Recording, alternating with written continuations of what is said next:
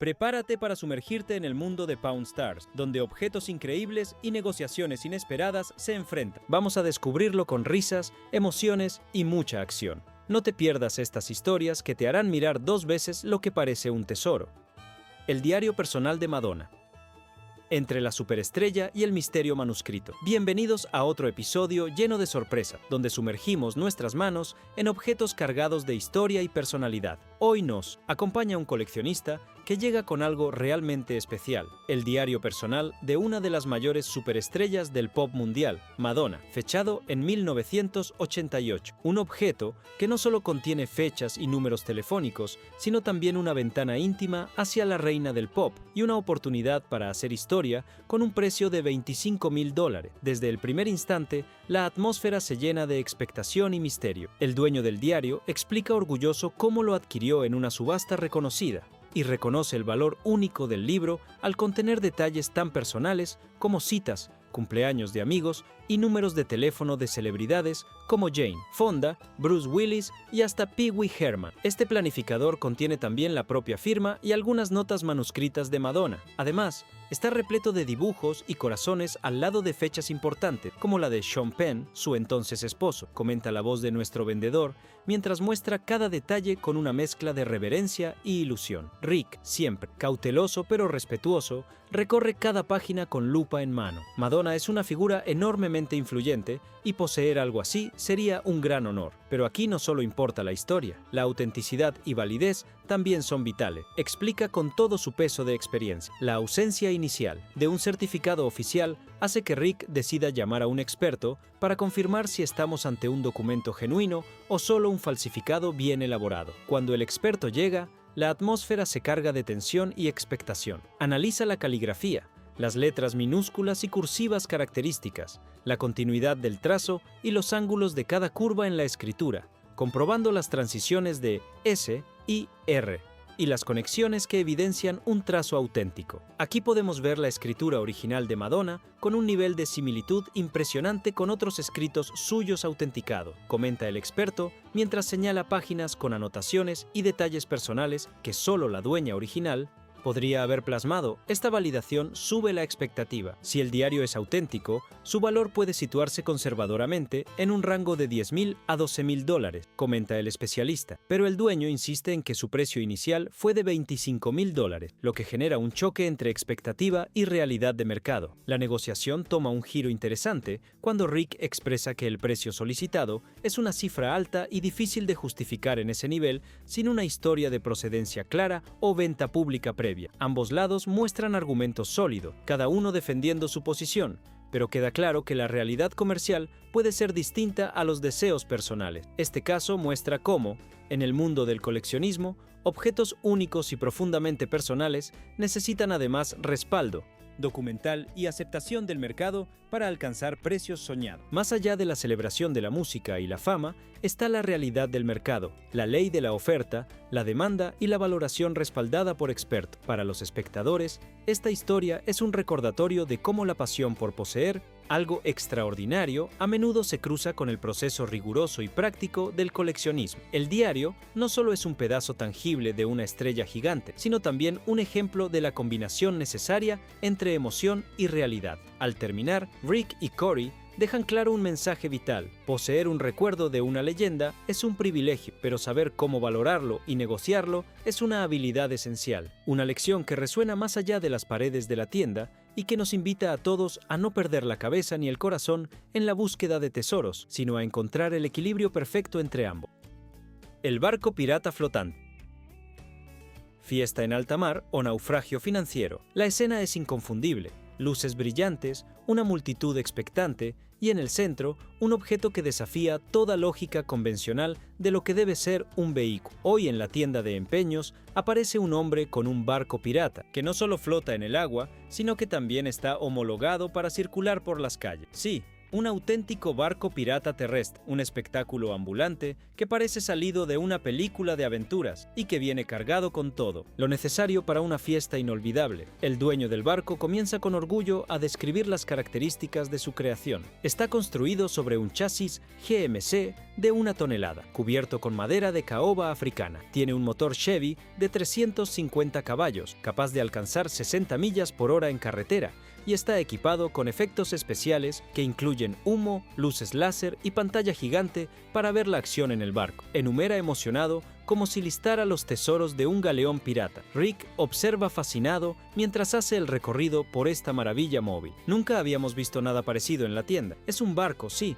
pero también un club móvil, un escenario flotante y un imán para la diversión, comenta. El nivel de detalle sorprende incluso a los expertos. Un bar mojado, varios niveles con escenario, efectos de luces, todo pensado para crear una experiencia única. Pero a medida que la emoción se instala, también llegan las dudas. ¿Puede valer realmente $250,000 esta extravagancia? Rick comienza a modelar el escenario financiero. Imagina poder alquilar este barco para fiestas privadas, giras o eventos. ¿Cuánto crees que podrías cobrar por noche? Pregunta. El dueño responde que varios miles de dólares, un incentivo, que se siente a la vez tentador y desafiante. Las negociaciones empiezan de inmediato. Rick ofrece $100,000, argumentando que es una cifra considerada para invertir en algo de riesgo alto y mercado especializado. El vendedor, firme, repite que no bajará de $190,000, consciente del valor y exclusividad de su embarcación. A la par, el clima en la tienda se vuelve tenso cuando Rick recibe un mensaje de su jefe directo. No compren el barco. La orden,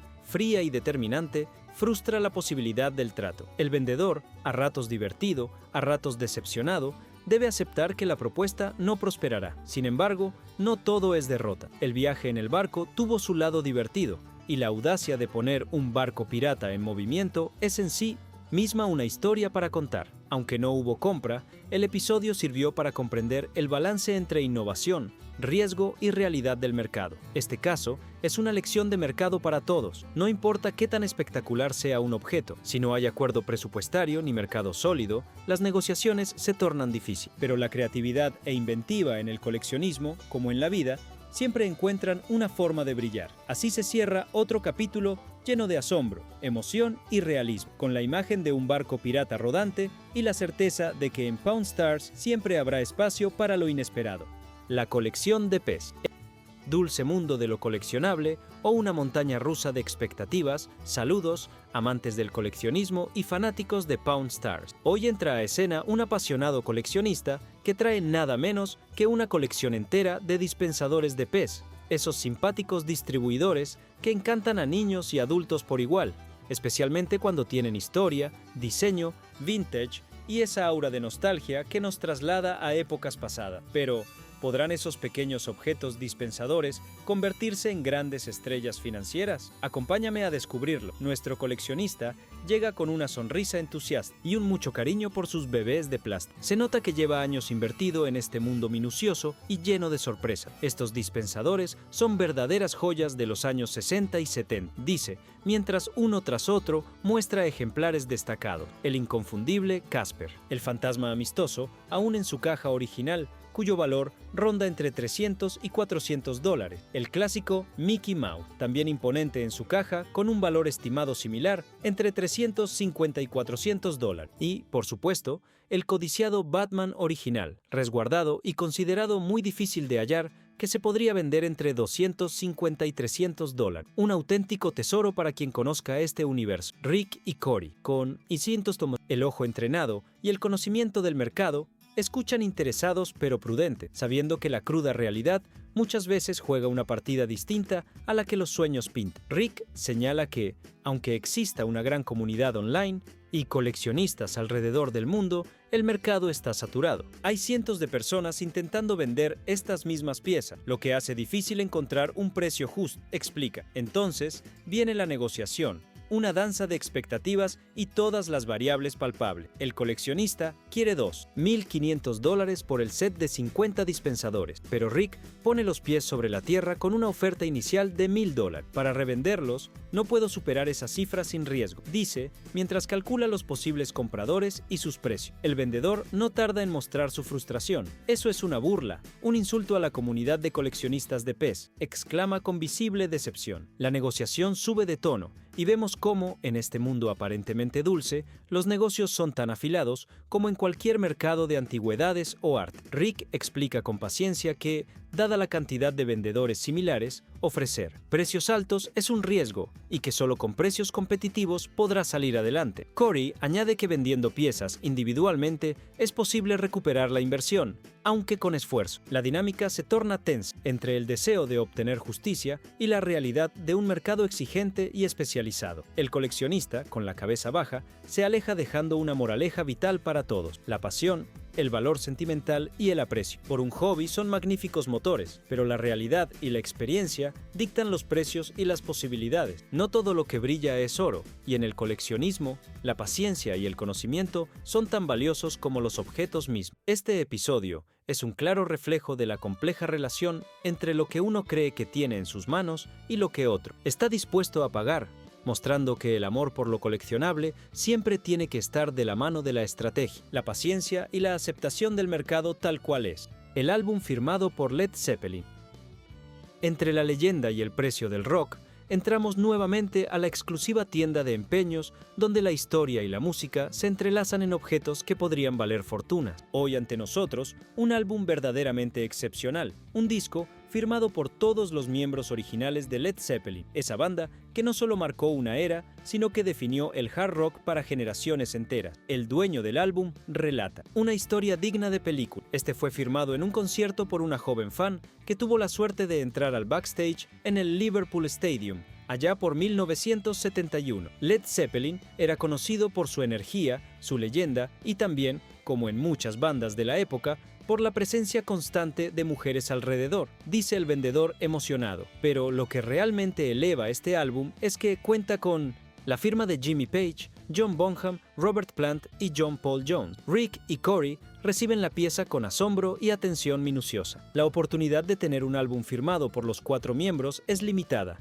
y sabemos que solo existen unas 24 firmas auténticas en disco documentadas en todo el mundo. El vendedor pide $22,000, una suma considerable, pero no fuera de mercado, para piezas con esta trascendencia. Ante la excepcionalidad, Rick se muestra entusiasta pero prudente. Verificaré estas firmas con un experto. No queremos que los sentimientos nos cieguen, afirma mientras llama a un autentificador especializado. Llegado el experto, comienza a examinar bajo lupa, luz y comparando con más de 500 ejemplos archivados. Presta atención a los detalles, la manera en que Plant fluye a lo largo del papel, la conexión en la firma de Jones, la espontaneidad de Page y la característica rúbrica de Bonham. Estas firmas tienen esa naturalidad que solo firmas genuinas poseen, comenta, generando una ola de entusiasmo. Pero no todo es perfecto. El experto señala que la firma de Jimmy Page está del lado equivocado del disco, un detalle que puede desconcertar a puristas. Esto, aunque no invalida la autenticidad,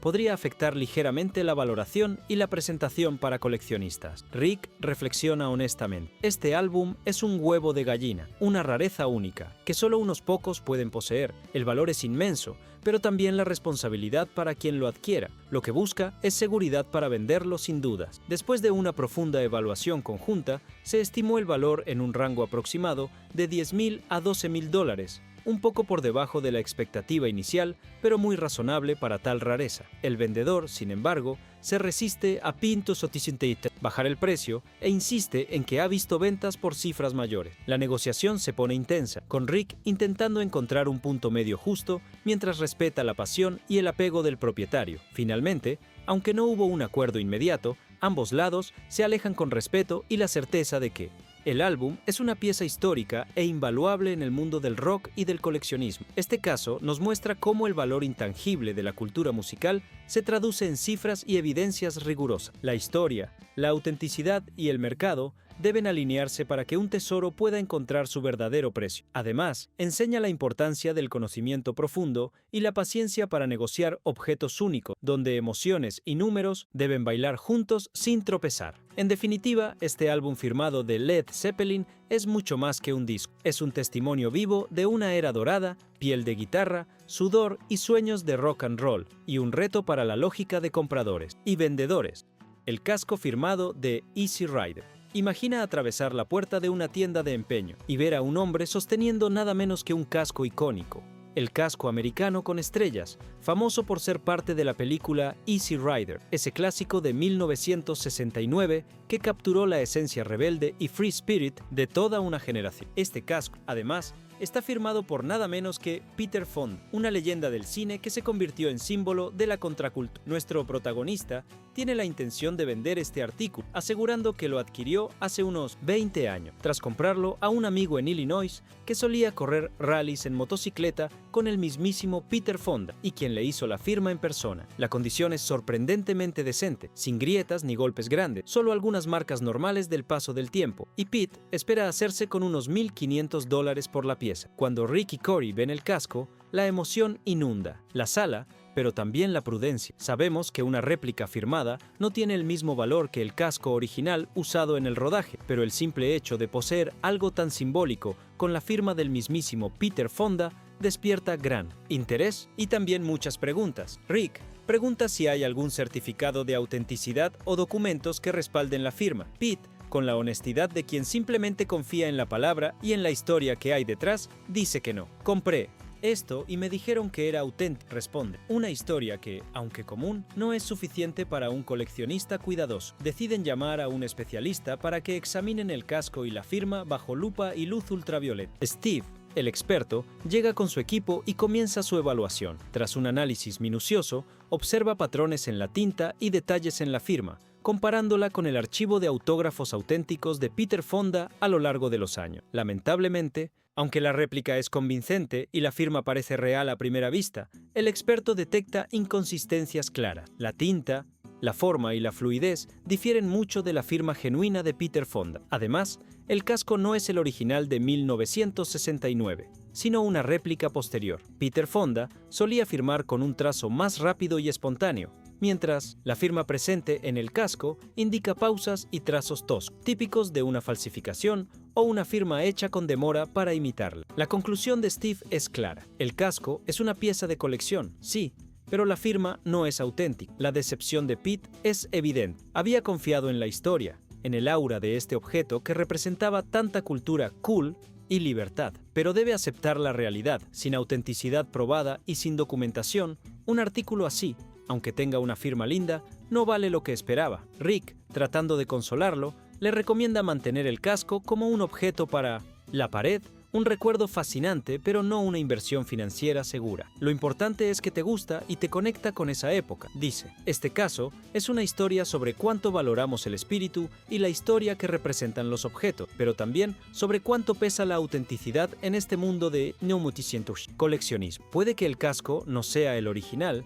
pero sigue sobreviviendo como un símbolo de toda una generación que buscaba romper moldes y vivir sin cadena. Así, una pieza que pudo cambiar vidas con $1,500 termina siendo una deliciosa conversación, un pedazo de cultura popular que nos recuerda que todos, en algún momento, soñamos con la libertad, y que esa libertad, en el mundo del coleccionismo, viene acompañada siempre de una dosis de realidad. La carta firmada por Napoleón. Imagínate lo siguiente, entras a una tienda de empeños en busca de algo curioso y de repente aparece un hombre con una carta antigua en la mano con la cita histórica más interesante que podrías imaginar. Una carta firmada por Napoleón Bonaparte, uno de los líderes militares y emperadores más icónicos de la historia. La simple idea te hace estremecer. ¿Qué tan extraordinario sería tener en tus manos un pedazo auténtico de la historia europea? El hombre, con una mezcla de orgullo y esperanza, cuenta la historia de cómo adquirió la carta en línea, mencionando que su esposa le había dicho que tenía un complejo de Napoleón, y bromeaba al decir que ahora podrían mostrar por qué. No sabe exactamente qué dice la carta, pues está escrita en francés antiguo, un idioma que el vendedor no domina, y confiesa, "I don't parler, no lo hablo". El tasador del programa, Corey, observa con atención el documento cubierto por un hermoso sello oficial que supuestamente data de hace más de 2 siglos. Por un pedazo de historia como este, $10,000 no es caro, dice el vendedor, pero Corey, siempre con la cabeza fría, no se deja impresionar. El precio es demasiado alto para algo sin la autenticidad garantizada. Después de todo, la historia está llena de falsificaciones y el dinero real solo viene con una confirmación oficial y experta. Tras una revisión inicial, Corey le dice que pensaba que $10,000 era mucho y que una oferta más razonable sería cerca de $1,500. El vendedor queda un poco decepcionado, pero sabe que la negociación es un arte y propone 5.000. Cory sigue firme, bajando la oferta. Se hacen pequeñas concesiones, pero la brecha entre lo que espera el vendedor y lo que el tasador ofrece sigue abierta. Rick, el dueño del local, también interviene. Le aconseja encarecidamente al vendedor que lleve la carta a un experto. Sin la confirmación adecuada, valorar una pieza histórica es arriesgado. Nadie quiere comprar un documento falso por miles de dólares, advierte Rick. El vendedor acepta a regañadientes llevar la carta a un profesor de historia en la Universidad de Nevada, Las Vegas, un especialista en Napoleón y la Revolución Francesa. Al entrar al despacho de Gregory Brown, el experto, la atmósfera cambia a una mezcla de respeto y curiosidad académica. El profesor comienza a leer la carta, datándola con precisión al 12 de Frimaire, año 14 según el calendario revolucionario, justo el día de la batalla de Austerlitz, una de las victorias más significativas de Napoleón. El profesor detalla la estrategia militar, el contexto histórico y la importancia de este documento como una proclamación a sus soldados. Parecería una joya científica para cualquier historiador, pero hay un giro inesperado. El documento no es un manuscrito original, más bien es una réplica, un ejemplar impreso o realizado después en un museo militar cerca de París. No posee las marcas de tinta manuscrita, las manchas, ni la decoloración que un documento auténtico de 2 siglos debería mostrar. Esto representa un golpe duro para el vendedor. Ni siquiera los trazos de tinta o las señales de envejecimiento físico están presentes. No hay grietas en la tinta,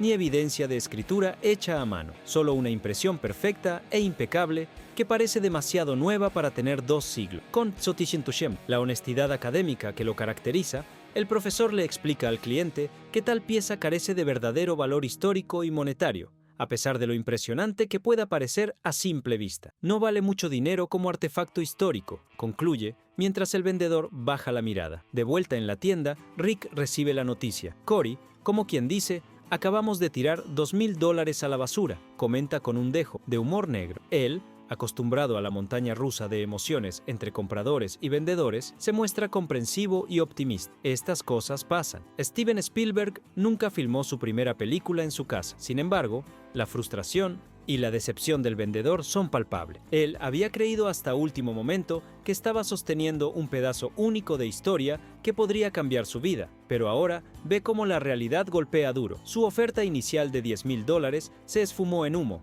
y la carta pasa a ser un recuerdo curioso más que una inversión. Por si fuera poco, la mala suerte parece no abandonarlo. Al mismo tiempo, también lidia con una lesión en el pie, justo cuando necesita la carta para superar las dificultades económicas. Todo parece conspirar para hacer que este día sea memorable, pero por todas las razones equivocadas. Rick, con la sabiduría del veterano, le da un consejo vital. Nunca pagues por una pieza histórica sin verificarla con expertos primero.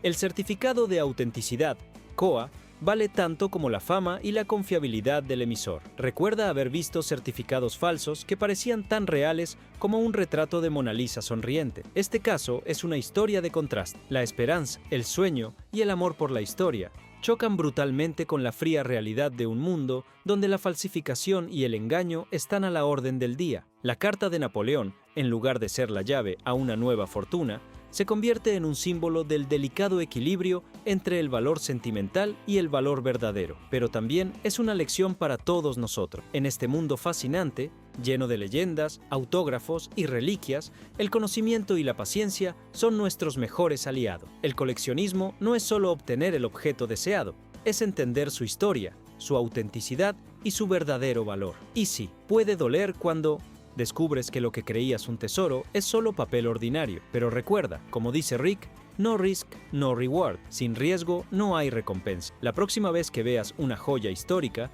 no te dejes llevar solo por la emoción. Haz que los expertos la examinen a fondo, para que tu historia no termine como esta, con lágrimas sobre una carta que podría haber cambiado una vida, pero que solo cambió una página en la historia de un día muy complicado. La estatua de Pegaso.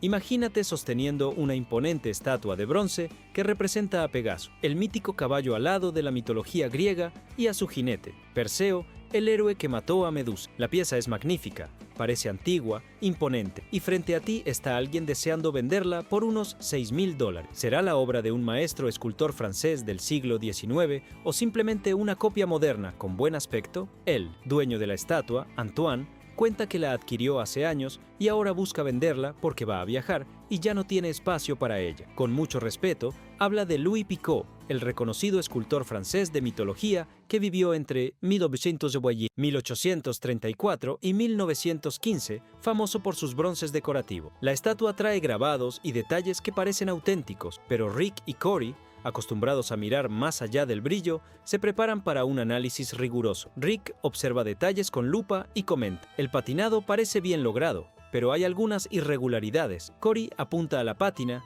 y a las señales en el metal, señalando que hay pitting, esos pequeños poros en el material, y una grieta que parece originarse durante la fundición, algo común, pero que debe ser examinado. Aquí comienza el nudo de la historia. Rick menciona algo que pone en duda la edad de la pieza. Doble grabado, Collection Française, pero con la inscripción Made in USA debajo. Esa combinación no encaja con una obra original francesa del siglo XIX. Parece que la estatua fue recast en Estados Unidos en los años 50, bastante después de la muerte de Picot. La revelación deja a Antoine boquiabierto. ¿Entonces esto no es original?, pregunta. Rick responde sinceramente que la estatua no es un original de 1888, sino una reproducción mucho más reciente. Esa pieza, aunque hermosa, no valdría ni un décimo de lo que Antoine esperaba, quizás $50, no más. La decepción es tangible. Antoine tenía sueños de hacer un buen negocio y ayudar a su familia, pero la realidad es cruel. Rick aprovecha para dar una clase rápida a todos, recordando que en el mundo del coleccionismo, las copias pueden engañar por mucho tiempo, pero son solo eso, copias. Este caso es una muestra perfecta de cómo las apariencias pueden engañar, y de cómo es indispensable confiar en la experiencia y los peritajes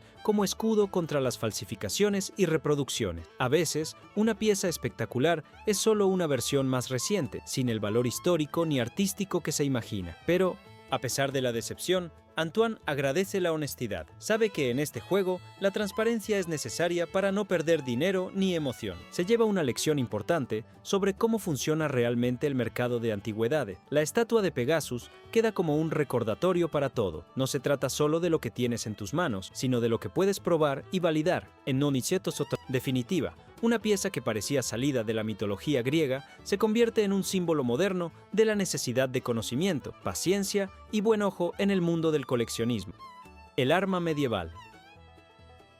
El tercer caso del día fue un espectáculo en sí mismo. Un joven entró con una enorme arma medieval, una alabarda que parecía sacada de una película de fantasía. ¿De dónde sacaste esto?, preguntó Rick con una mezcla de asombro y curiosidad. De una feria renacentista, respondió el joven con una sonrisa de orgullo. Soy un coleccionista de armas medievales. Cory, que estaba en la tienda, se acercó rápidamente, intrigado por la pieza. ¿Cuánto pides por esto?, preguntó. Necesito $7,500 por cada una, respondió el joven con confianza. Pero Cory, siempre el pragmático, no podía evitar cuestionar la autenticidad de la pieza. ¿Has hecho que alguien lo evalúe? El joven, un poco a la defensiva, afirmó que había hecho su propia investigación. Rick, viendo la tensión en el aire, decidió que era mejor llamar a un experto para que evaluara la pieza. ¿Te importa si traigo a un amigo que entiende de armas medievales?, preguntó Cory. No, claro que no, respondió el joven, con una mezcla de esperanza y nerviosismo. Cuando el experto llegó, sus primeras palabras fueron elogios. Son muy bonitas, pero no estoy seguro de que sean de hace 500 años. La tensión aumentó cuando el experto comenzó a examinar la madera y el acero. La madera se ha reparado y reemplazado, lo que no es un buen signo, y el acero es muy endeble. No querría que me golpearan con esto. El joven, visiblemente molesto, comenzó a defender su pieza. Esto es original, lo he estudiado. Pero el experto, con una mirada seria, le explicó que probablemente era una reproducción victoriana, más una pieza decorativa que un arma funcional. No estoy de acuerdo, insistió el joven, mientras la discusión se intensificaba. La tensión en la tienda era palpable, y Cory, tratando de aliviar la situación, hizo una broma sobre cómo no quería ser el que se enfrentara a un caballero medieval con una alabarda de juguete. Finalmente, Cory ofreció $1,500 por ambas alabardas, pero el joven, sintiéndose menospreciado, decidió llevarse su arma de vuelta. A veces, la gente no entiende que el valor no siempre está en la antigüedad, sino en la historia que cada pieza cuenta, reflexionó Rick mientras se preparaba para el siguiente cliente. Sin embargo, la historia de la alabarda no terminó.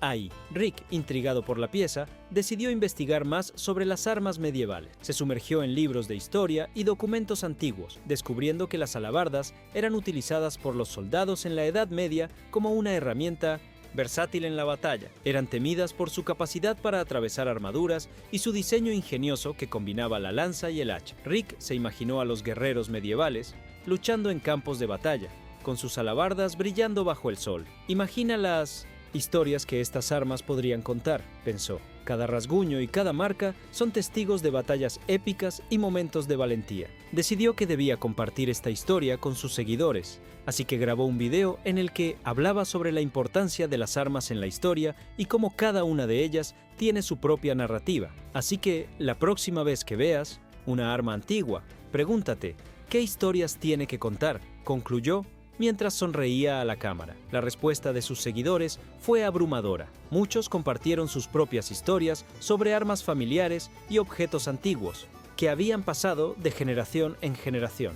Rick se dio cuenta de que había creado una comunidad de entusiastas de la historia, todos unidos por su amor por el pasado. Con el tiempo, la tienda se convirtió en un lugar de encuentro para coleccionistas y amantes de la historia. Organizaron eventos donde los clientes podían traer sus propios objetos antiguos para compartir sus historias y aprender más sobre su valor. La tienda no solo se trataba de negociar, sino de celebrar la historia y la conexión emocional que cada objeto traía consigo. Rick, al ver la alegría en los rostros de los asistentes, se dio cuenta de que a veces el verdadero valor de un objeto no se mide en dólares, sino en la felicidad que puede traer a las personas. Así que, aunque la alabarda no era lo que el joven pensaba, hemos creado algo mucho más valioso, una comunidad unida por el amor a la historia, concluyó mientras sonreía a la cámara.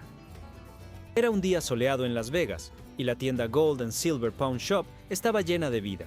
Los clientes entraban y salían, cada uno con su propia historia y su propio tesoro, pero nada podía preparar a Rick Harrison para lo que estaba a punto de suceder. Un joven entró con una actitud decidida, como si llevara el peso del mundo sobre sus hombros. En sus manos, sostenía un objeto que parecía sacado de un museo, un Hudson Bay Gorget, una pieza de joyería que databa de los años 1700. «Esto vale $100,000», proclamó el joven, con una mezcla de orgullo y desesperación. Rick, con su mirada experta, no pudo evitar levantar una ceja. «¿Y qué sabes sobre esto?», preguntó, mientras examinaba la pieza con una lupa.